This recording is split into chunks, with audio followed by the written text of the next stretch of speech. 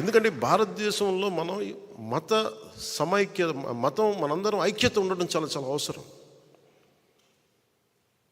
ఈరోజు నా అభిమానులు అందరూ కూడా అన్ని భిన్నమైన మతాల నుంచి, భిన్నమైన కులాల నుంచి ఉన్నారు నా అభిమానులు. నా ఇంట్లోనే నా భార్య క్రిస్టియానిటీ ప్రాక్టీస్ చేస్తుంటారు. క్రిస్మస్ జరుపుకుంటాం మా ఇంట్లో, కానీ ఇప్పుడు నా ఇంట్లో పూజ కూడా జరుగుద్ది, రోజు దైనందిక పూజ కూడా జరుగుద్ది. నా సెక్యూరిటీలో అత్యధిక భాగం ఇస్లాం మతానికి చెందిన వాళ్ళు.